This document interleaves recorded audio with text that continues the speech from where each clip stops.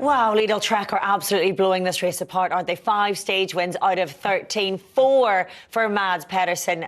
I mean, what more can you say about him at this race, Adam? He's just a man on form. Like, throughout this year, from the start of the season to where he's at now, he has just been consistently running at 98%. He's not done anything wrong in terms of tactics in race situations throughout the year.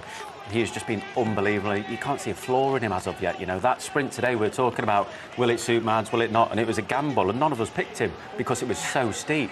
You look at what he's doing there, it's just like, what climb? What climb? It's fine. He's unbelievable. Robbie, just talk to me the way he's throwing his bike under him at this stage. Yeah, we both commented on that when we watched the replay, that it's not just using sort of the leg power and the muscles, but it's like he's throwing his body from left to right to use body weight to also push the pedals down. He's giving it just every gram of anything he's got to push the pedals around, and that was so incredibly impressive, where we thought it was going to swing more towards punchy climbers, GC riders, but for these two guys to be fighting it out, we probably shouldn't be shocked at anything they can do on a bike, but still, to do what these two did on this finish, on that stage, with how aggressive it was far out, wow. I just wanted to, I don't know if we can see it again, but how far his saddle is bobbing behind him left and right, Matt. It's phenomenal. He's fighting. I mean, you could almost sense he's like a ball of muscle, Mads Pedersen, anyway. The amount of raw power he's generating. He's using his arms, he's using his legs. He's on the drops as well. Look at the two different styles. You've got Wout on the hoods. A lot of lads would be on the hoods on a climb like this, but Mads is pure sprinter, just recruiting every single fibre of his body, creating an enormous amount of force and torque through a bike that I would imagine only just held up under the pressure he was applying. But just look at the distance of some of these Grand Tour riders just at the back. He just blew their doors off.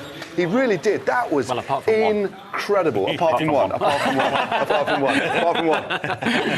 Absolutely incredible, and hats off to Lidl-Trek. We said at the start of the day they had this luxury of having 3 potential riders who could have taken the win today. Look at the delight from the team car.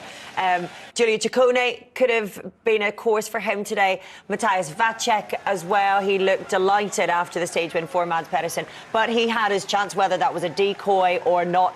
It was still an opportunity for him with Romain Bardet off the front to be able to take that stage win. So you have that added bonus of not only the stage win, but Wachek had his chance, so he's also going to be happy that the win went to Lidl-Trek all the same. Yeah, I think for that team in this race today, there was no pressure. They knew that they had the riders there to deliver, if it was a sprint, if it was an attack, but they all tried. You know, Ciccone obviously not having the legs today, but I just feel like it was always the plan.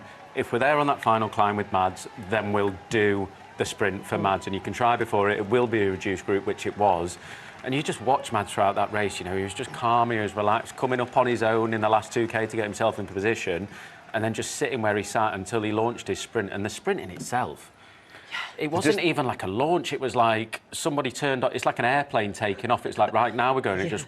It was almost double the speed. The aerial shot there just showed the gap that he opened up. But when he did that first pedal revolution, he was doing a third, maybe double the speed of everybody else. It was utterly incredible, the amount of brute force. And that's essentially what it was, Rob. It's just brute force. Yeah. But what impressed me was not just the brute force, but the length of time that he maintained that. Because he may have gone from 200 metres to go, but at those low speeds on this steep gradient, that is a really, really long sprint. That's equivalent to going from 450 metres to go in a normal flat sprint and holding that all the way to the line. So that's what really blew me away, just the range.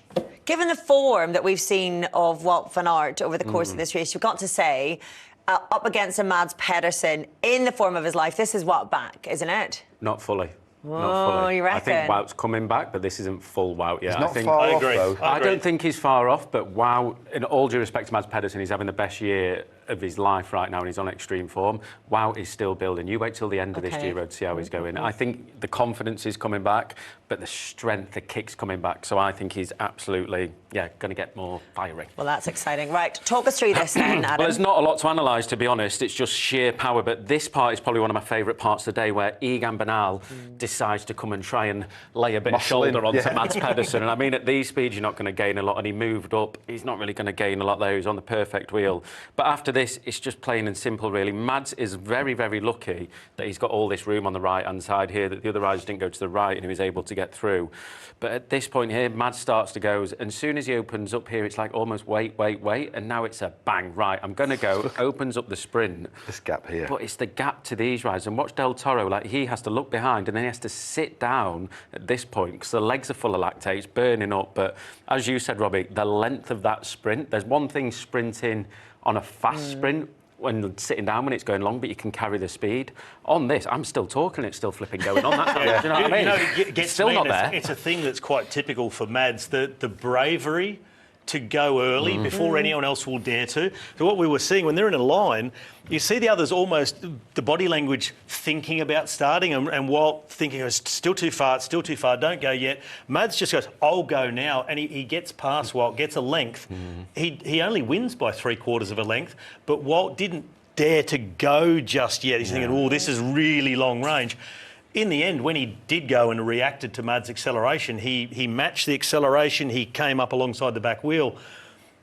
It'd make you think, why didn't he just go a little bit sooner? But you look up and go, oh, that's a 20-second effort at maximal power. I can't do that yet. But Mads will go, I'll take it on. Yeah, absolutely phenomenal.